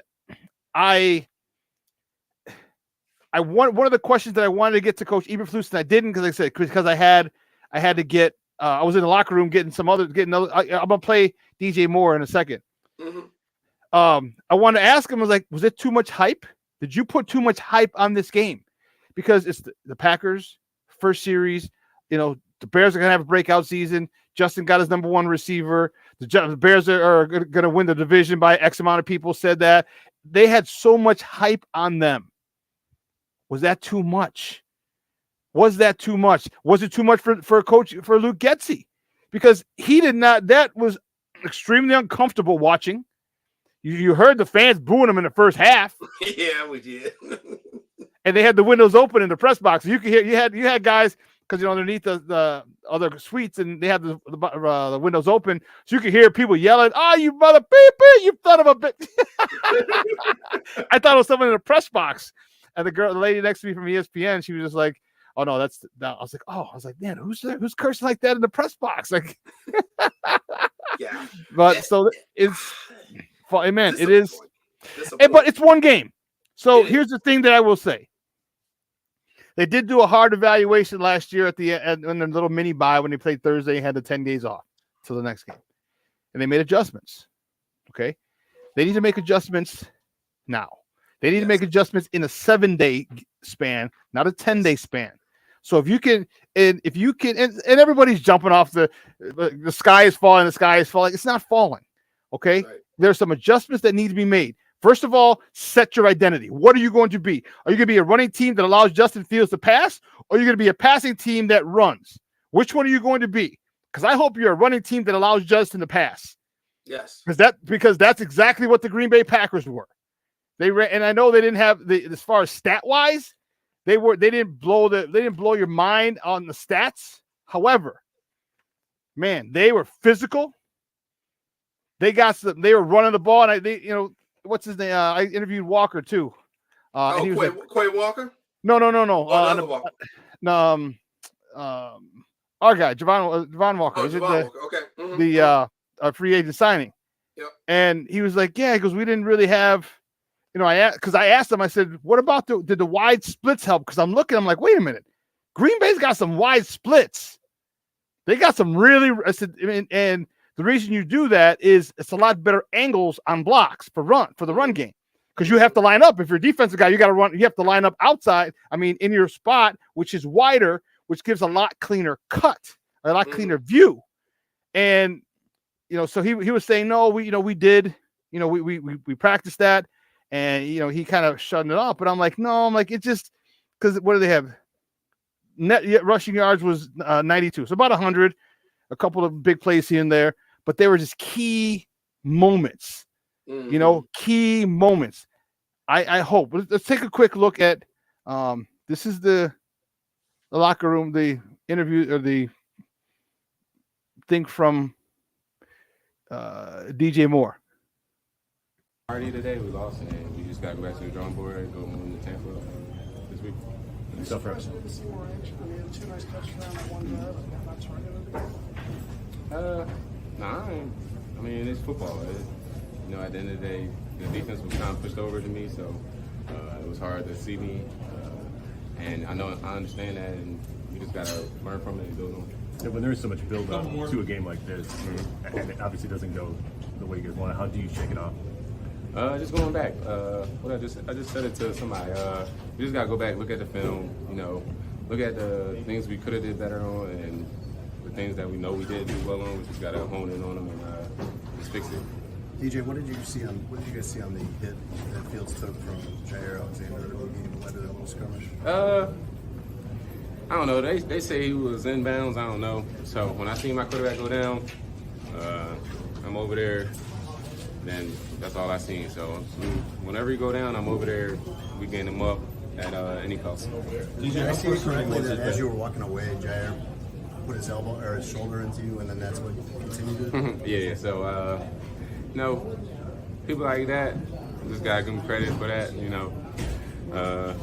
He did that, and whatever happened after it happened to him because he did that. So that's all I gotta say. You guys were able to get some guys open behind the Packers secondary, but at times Justin didn't have enough time to survey the field. How much of an issue was that in terms of stopping your passing? No. I mean, it stops it, but at the same time, we know we gotta move a little faster to help out everybody that's like whatever's called, we just got to do it faster on the outside. Starting with me, got to get open faster, and it's going to be a trickle down effect. That was DJ Moore, video courtesy of yours truly. That's the best part of it, Shawn. What? That you're now saying video courtesy of yours truly. We no longer have to say NBC Sports and CBS and courtesy of Shawn Sierra. We ain't got to pay no damn body. Yeah, so you heard a couple things, and DJ he didn't seem frustrated. I mean, he seemed frustrated, but he's not pissed yet. And I think I know he wants to help. DJ is a competitor. You saw you saw the game last year. Remember when he took off his helmet? Actually, cost him the game. But nonetheless, you see how passionate he is. Yeah. You know damn well he wants the ball. You know damn well he wants the God blessed ball. Like, throw me the ball. Like, is he got to be a Chad Ochocinco now? Because that's not his style. But I think it might come out soon. Like, if the next game, look, if he's not targeted by Kansas City, by the Kansas City game, if he don't got 8-10 targets, he's going to say something. He's going to say something. He's going to say something. Yeah. So as I was listening to him, and I'm watching his mannerisms. Body language, yeah. During the interview. And to me, I'm like, this brother getting pissed at this game. I know, because Monday they do meetings, right? This is Monday meetings. He's saying some stuff this morning in the meeting. And if I'm him, like, I know y'all didn't bring me here to throw me the ball twice. That first words out of my mouth. Now, I know he and Justin are supposed to be close. They worked a lot in all season. I'm sure he's had a personal conversation with Justin. Like, bro, just give me the ball. If we're going to lose, at least give me the damn ball. There's some conversations that need to be going on at Hallis Hall this morning that should be very uncomfortable. And I'm hoping that they are just as embarrassed and infuriated as their fan base is, and that puts pressure on Eberflus and Getsky to make changes, man, because that was atrocious for the first week of the season. And remember, I kept asking you during the preseason, I'm like, Shawn, are they getting enough snaps? Like, are they getting enough snaps? Because I'm not confident, but you have to find that balance. Like, you can't get your guys hurt either. So I get where they're coming from, but just the stupid penalties that were happening in the first half, killing drives, and just the play calling, and it didn't look good. It just didn't look good. And they were in the game at halftime. Green Bay wasn't no all-stars out there. I mean, Jordan Love was in his very first NFL start. I mean, let me tell you something, Jason. Here's the thing that I was written again. Why not only am I looking side eye at Matt Eberflus, but I'm also looking side eye at Luke Getsy. Like we're in the red zone, all right, when we kick the field goals and whatnot. Mm-hmm. Why are you not throwing the ball to Chase Claypool? Yeah. Why are you not sending a tight end? Wow. Why are you not sending DJ Moore up one sideline? Because you know the safety's going to go over. Yeah. Why are you not sending Cole Kmet straight up the middle of the field? And why are you not sending Cole Kmet down the right side? So this safety's got to pick. If this safety picks, Cole Kmet in the middle of the field, and it's one-on-one with Chase Claypool. If safety decides to double team and bracket Chase Claypool, now you have a tight end in Cole Kmet who you should be able to throw it right over the top.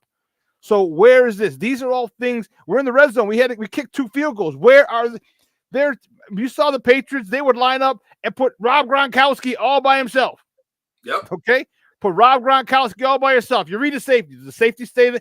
Does the safety come over the top to bracket him? Good. You run a slant. Does the safety come down? Does the safety stay there? Now you run a go. Read the safety. It's not difficult. And why are we making it difficult when you have weapons who can do the things that need to be done? Chase Claypool can jump 38 inches at 6'4" with that crazy vert. Why not? Remember I was yelling for N'Keal Harry last year? Yeah. Remember I was yelling, throw the God bless the ball to N'Keal Harry? That's all the dude did was jump up and get it, but you didn't want to throw it to him. I couldn't, Shawn. I was designing plays as the game was going on. I'm like, you're in the red zone. You put Claypool at the slot receiver. You got Bingo. DJ Moore out wide on the same side. You got Cole Kmet. You're running basically a 4 wide receiver set. You put Cole Kmet there, and you put Mooney on the other outside. You tell Claypool, run a corner post route. You tell DJ Moore, run your shallow cross. You send Kmet right down the middle on a slant, and you have Darnell Mooney run a hook route. It ain't that difficult, y'all. I mean, you're going to have options. You're going to have options, but instead, he was just doing some stuff that I was like, what is this doing? How are we advancing the ball? You're going to end up settling for field goals if your guy can't break that first tackle, because that's the key on the whole thing. And I know Justin was saying that, if the perimeter blocking is better. He was talking about Chase. He was talking about Chase Claypool big time. Yes, he was. But I'm like, man, that's a lot. First of all, most wide receivers generally don't like to block, so let's just be honest about it. And if you're running them screen plays, you better have some offensive linemen who are agile, who can get out there and do those blocks successfully too. And we've got questions about this offensive line, especially with all the injuries that they have. Now, I'm taking that into consideration too, that the offensive line is not 100%. But again, these are just basic adjustments that I think you have to make during the game. And I was not seeing that. And I really need to see Justin take the bull by the horn, so to speak, if this team is going to be successful. I think you said it earlier best. Every good quarterback has got a little bit of an a-hole in him. Yep. And we need to see that. I don't know what we have to do to press him to get that out of him. And you know what? It's not even quarterback. All the great ones are. Kobe was a complete tool. Jordan, a complete tool. We can go through any sport. Yeah. Bird. Roger Clemens, in baseball, Kurt Schilling. You can't be a nice guy all the time and get this stuff done. You got to get it done, man. And when you do that, you'll motivate your teammates more. They're like, yo, man, Justin pissed, man. We gotta get this done. And I'm just not seeing that. But it's week 1. You got who you got next week, by the way? Oh, we're in Tampa. In Tampa. Okay. In Tampa, then at KC. So we're on the road for 2 weeks. So yeah. Yeah, we're gonna see what happens, Shawn. But there's some adjustments that need to be made. And if they hadn't heard the Chicago media today from the morning shows, I mean, this is gonna go on all day today because Bears Nation is upset. So I guess a couple questions I have for you was, I could kind of get the sense from watching through the TV, the crowd and how hyped they were, but you were there. It's different. Tell me how the fans were, because it's the first game of the season, first of all, so everybody's jacked up. I think Jim Corneliuson sang the anthem. Yes, he did. So I mean, I can imagine the stadium was rocking, and then you do that. Dude, it was going nuts. The lady next to me she must have been new to ESPN or not been there long because she's like, "Who's this guy singing?" I'm like, "Oh," I said, "He's the guy who sings the national anthem for the Blackhawks games." I was like, "And I said, have you ever been to a Blackhawk game?" She said, "No." I said, "Oh," I said, "Well, you need to go." Yeah. I said, when he sings, I said, what happens is that when as soon as he starts, "Oh, say, can you see?" I said, the fans just go nuts. They go nuts. They start cheering. I said, it just gets louder as the song goes on. And at the end, you're indoors, you can literally barely hear him because the fan base was going crazy. Obviously, this was when they're winning cups. I was like, but I said, it's just so crazy. Dude, all 60,000 plus of them jokers yesterday they were stupid. They were jumping. I thought it was like a Virginia Tech. They're like, yeah, they're going nuts.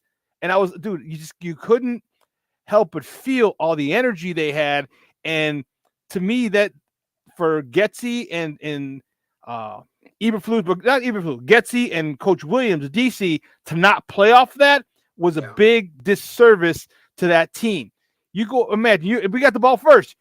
Imagine you go and you knock this dog shit out of this you ear hole a 3-tech, right? Your guy comes through, he swims over, thinks he got through, and here comes an offensive lineman, put his face mask in your ear hole, knocks you into tomorrow, first down.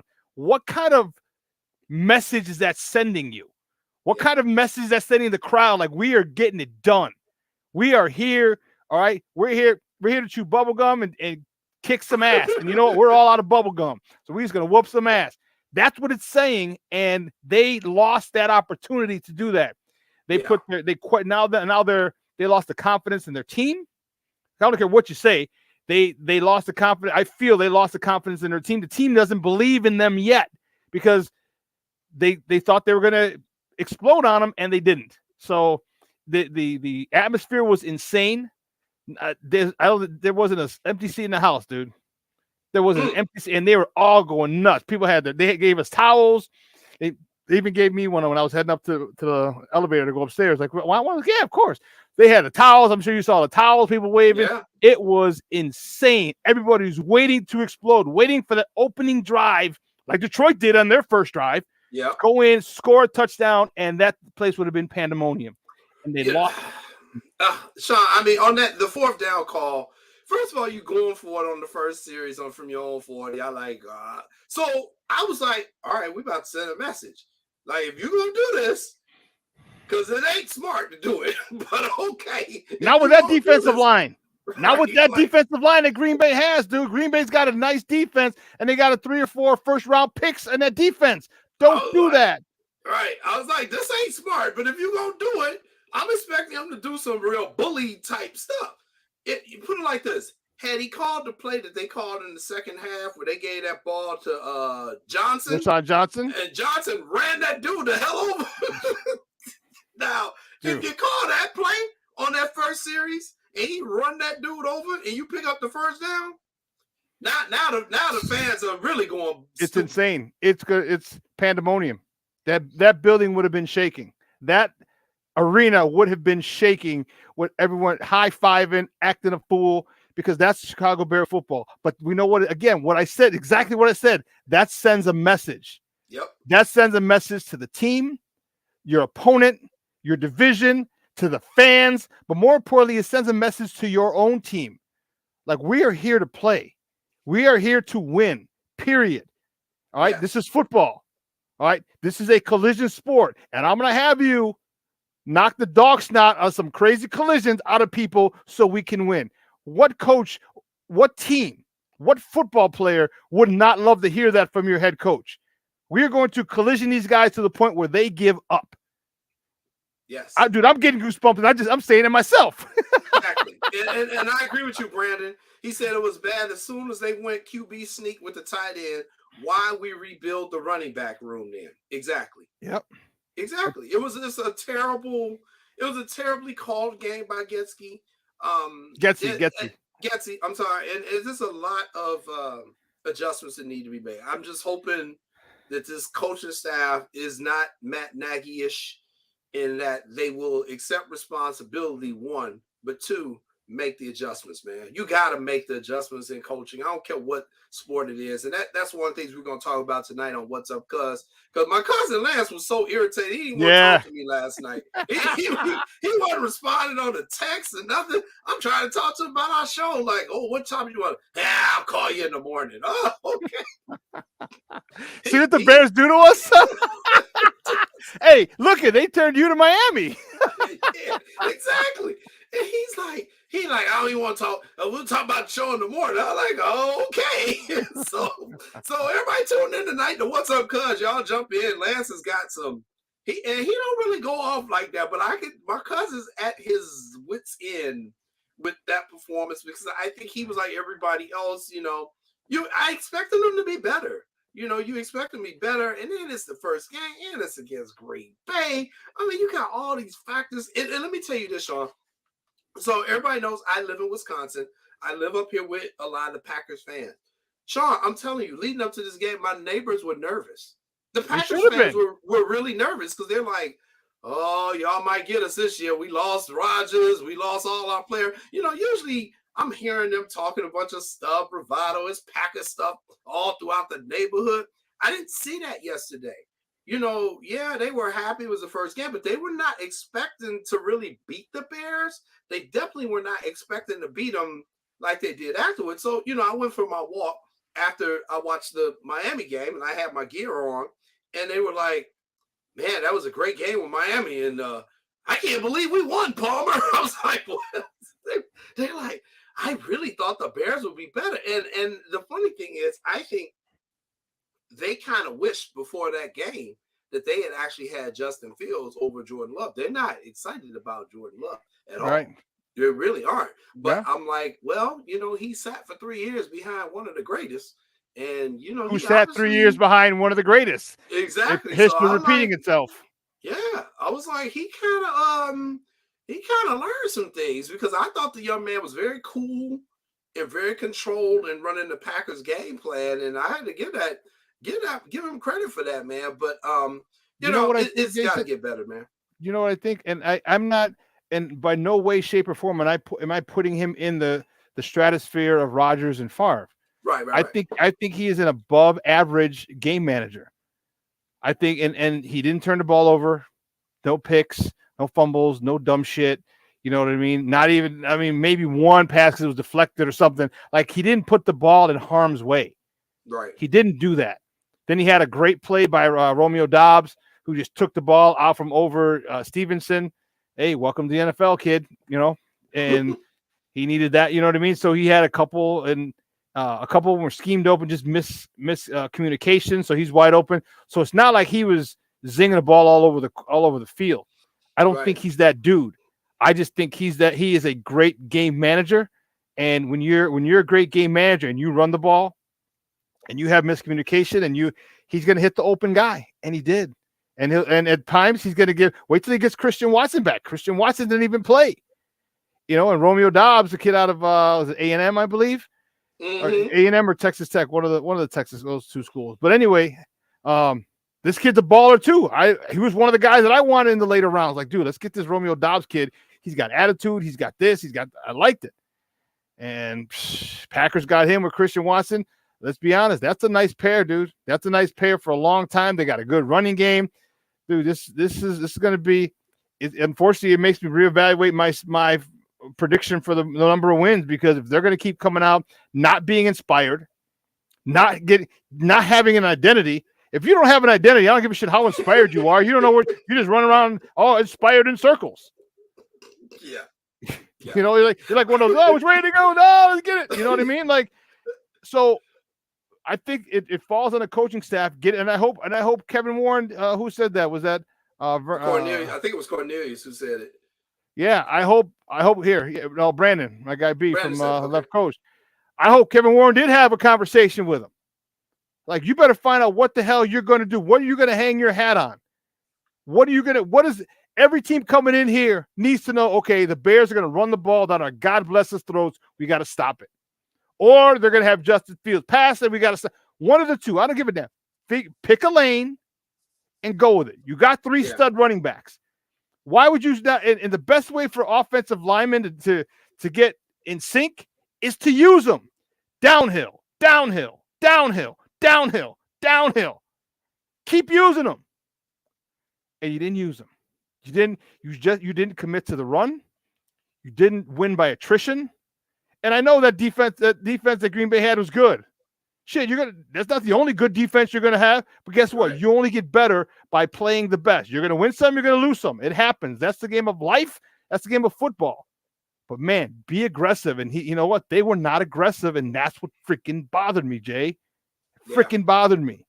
Yeah, I agree with you. There was no identity there. We all watched the game, and we all came away like, well, what were we trying to do?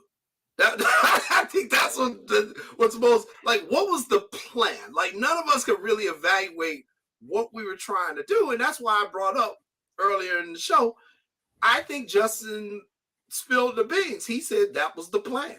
When you asked him the question, everybody go back and listen and watch the post-game interview. We'll play the clip on What's Up Cuz tonight again so that you can hear Justin's response to Shawn's question. And he basically said, well, that was the game plan. That's what told me everything I needed to know. I was like, okay, so the game plan was terrible, and he doesn't have the confidence to go up to his coaches and say, yo, man, this ain't working. I know y'all put a lot of work in coming up with these game plans. What's plan B? Hell, even in the military, anybody works in the military will tell you there's a plan B. Has to be. Because the enemy, we teach this. They're trying to win too. Exactly. Well, we teach this in the gun training classes. We say the other guy gets a vote too. The other guy just ain't gonna let you shoot him. He gonna shoot back. It's the same thing in football. They're going to have a plan to go against your plan. If theirs is better this time, okay, now what's plan B? What's plan C? It's constant adjustments that need to be made. And when you keep making those adjustments, you'll find something, oh, this is really working. It wasn't even in your original game plan. So I was really disturbed, is probably the best way to put it, that I didn't see adjustments in the offensive game plan as the game was going on. And, the TV, the analyst said it best. There was at some point, Shawn, it was like 4 minutes left in the game. The Bears are down 24 points. They still huddling up. Mm-hmm. They're still huddling up. And he's like, where's their sense of, it wasn't huddling up fast. He's like, where's their sense of urgency? Do they realize you need 3 touchdowns and 3 2-point conversions? They hung it up. That's what it was. And that's scary, man. If you hanging it up in the first game of the season, that's scary. Yeah. So again, it's week 1, and I need to see what adjustments are made.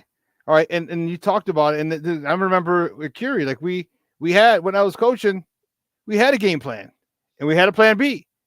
And, we talk about it in meetings. Okay, what if this guy gets hurt? Okay, well then we're gonna do this, move around. Okay, what if this guy gets hurt?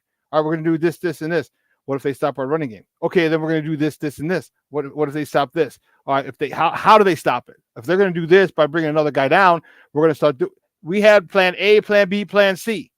So you mean to tell me that in high school, and a high school coaching staff, we're able to get a plan A, B, and C together for our game, which is 7 days away, 7 days apart, just like yours in the NFL, and you can't get a plan A, B, and C together in the week? There's something wrong there. So again, I'm starting to look at Coach Eberflus like a much more polished shoe salesman than Matt Nagy, because he did not stick to his hits principles. What does the T stand for? And you say it's toughness? Isn't T for toughness? Allegedly. If it's toughness, then you better be tough. You better say, hey, you know what we're doing. We got this big dude checking in as eligible. You know what we're doing. Ain't no secret about it. Our mass against your mass. And try and stop it. That's tough. That's tough. When you tell someone what you're going to do and then do it, that's tough. There's no tough in the game yesterday, and that really bothered me. That's what Coach Prime is doing. We're telling you what you're doing it, and we're doing it. Yeah, we ain't coming no more. We're here. So, hey, this Bears team has got, this Bears team has really got to look at itself and say, what are we going to use? What are we going to hang our hat on? What is our identity? Get these offensive linemen going downhill, in my opinion. You got 3 of them. You see Roshan Johnson. Dude, I'm telling you, to Tyree Carter, eligible, in motion, cardio blasting game. Roshan Johnson behind him with the ball. Tell me they're going to stop that more often than not. Hell no. Hell no. Because you got to get through the offensive guard, the guard with a head start. Then you got to get through a fullback. And then you got to get through a running back who likes running over people. Yep. I like Come that on, man. dude. For 1 yard. Like you know what I'm saying? Just for 1 yard, you got to stop him. Yeah. So We'll see, man. We'll see. Man. And we'll talk about it more tonight on What's Up, Cuz. So all y'all tune in. We got a lot of Bears talk. We got Coco Golf talk. We're gonna talk about Chicago Sky because somebody got some paper, Shawn. I don't know if you know, but they signed somebody to a long-term contract. So somebody on the Sky got some paper. So we're gonna talk about that. It's a lot of stuff that was going on. We're gonna talk a little college football. And just heard back from your guy. Looks like we got Herb Howard coming on tonight. Appreciate the hookup there. Herb looks like he's going to come on about 6:30 tonight on What's Up, Cuz. Like you, he was there. So I'm going to have him share some press box stories and what it was like being there yesterday. But Herb is going to come on our show tonight at 6:30. So everybody tune in to What's Up. What's Up, Cuz, man. We have a lot of Bears talk. Probably for the whole first hour of the show tonight, we're going to talk about the Chicago Bears. So everybody tune in tonight to What's Up, Cuz, starting at 6. And we're going to replay this show from 4 to 6. So we're going to lead right up to What's Up, Cuz. And don't forget, at 12:15 today, we have Second City Sports with Lakina McGee and Sidney Brown. All right, and that'll be replayed after. That'll be from 8 to 10. So if you missed it or you're just coming in now, you can definitely get us. We're going to be at Shawn and Maya can be back at 4 to 6. It's a replay, the encore edition. We're going live with What's Up, Cuz, with Jason and his cousin Lance, and then an encore edition of Second City Sports, which airs live at 12:15. That'll be at 6. So, I mean, at 8 p.m. Central. So we got you covered the rest of the night. It's going to be fun, and there's a lot of stuff, and I'm glad you got Herb. It was good seeing Herb. I was chilling with him for a little bit yesterday, and then after the game, we were down in the locker room and in the press room too. So just hanging with Herb and Terrence as well. So it's good to see those guys. So all right, sounds good. I'll see you tonight, buddy. All right, bet. Thanks for coming up, Papa. I appreciate you. Yeah, no problem. Bye-bye. All right. Well, that was Jason Palmer. He's going to be on later tonight. Man, we got a lot of Bears talk, and this is this is interesting. It's only one game. Okay, the sky's not falling. Okay, but there's things that need to be done. There's things that need to be done. And I'm okay with it. All right. I'm looking forward to the rest of the season, how it plays out. Because if it doesn't change, then Matt Eberflus was not the guy. Just plain and simple. If it doesn't change. So what are you going to do? We're going to find out. I hope, I hope Kevin Warren did have a conversation with him. I hope he did. He needs to. Okay. And you know what? That's going to be my first question. So unfortunately, I won't be able to ask that question again until week 4. All right, because week 2 they're in Tampa, week 3 they're in Kansas City, week 4 they're back home. So in 3 weeks I'll be ask that question to Coach Eberflus. Say, hey, Coach, what is your identity? What do you hang your hat on? What do teams coming to play the Chicago Bears have to stop? I'm going to ask him. Because if he hasn't thought about it, I'm going to let him know. All right? I told you, I'm going to ask the questions that people want to hear. I'm going to ask the questions that you as fans are screaming at the TV about. I'm going to ask those damn questions. I'm going to ask them. So listen to the post-game pressers. All right? We're all yelling. I don't give a damn. My voice is loud too. I jumped over somebody for my question. Go back and hear the post-game presser with Justin Fields. Okay? I'm asking, damn it. All right? I know football. All right? And when I see things that are not working the way that they should, with the talent that they have, with this accountability standard, the accountability standards that you have, the hits principles not being adhered to. Come on, man. Don't look me in the eye, piss on my shoes, and tell me it's raining. Okay, why? Why are we not doing this? Sometimes it's just my guy is better than your guy. When I'm in the red zone, there's so many different ways to open up to. If they're playing cover 2, there's so many different ways to attack a cover 2 in the red zone to free up one guy. Because you know they're double teaming DJ Moore. You know it's a double team. Cool, no problem. Send a slot in the opposite side, right up the middle of the field, closer toward the opposite safety, a slot up the middle of the field, right at the goalpost. So now the other safety has to make a choice because you're having Darnell Mooney, you can send Darnell Mooney right up the middle of the field.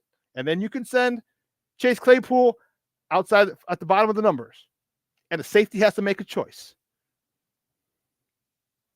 Safety's got to make a choice. Cole Kmet, trail down the middle of the field. It's that simple.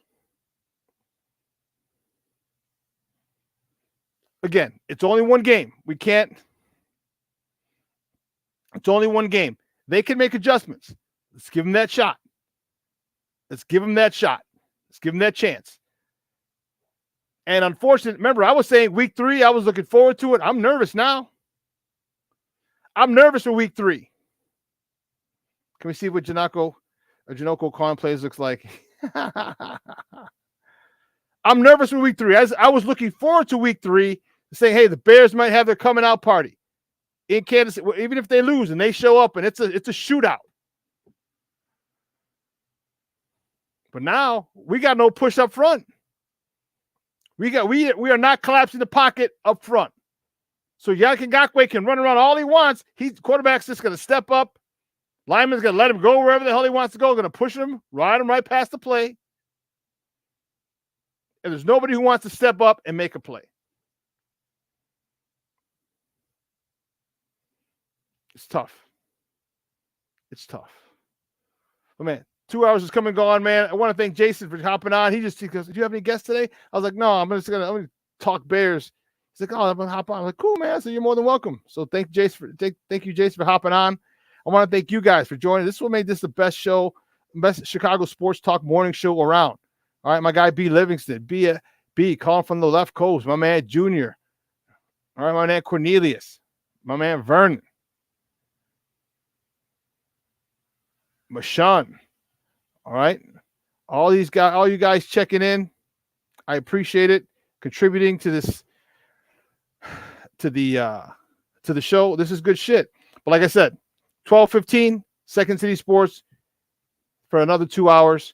We're going to replay this at 4 o'clock, 4 to 6. This will lead you segue right into What's Up, Cuz from 6 to 8. Listen, so for everyone here at Sports Zone Chicago, Elliot Baez, executive producer, Clarence Council, my social media guy, and my co-host, Innocent Maya. I'm your boy, the SuperBack, Shawn Sierra. Same bad time, same bad channel. I told you all the times we're going to be on. Make sure you check it out. All right, I'm your boy, the SuperBack. Have a phenomenal day. It's going to be cold and rainy here in Chicago. It's in high 60s and rainy.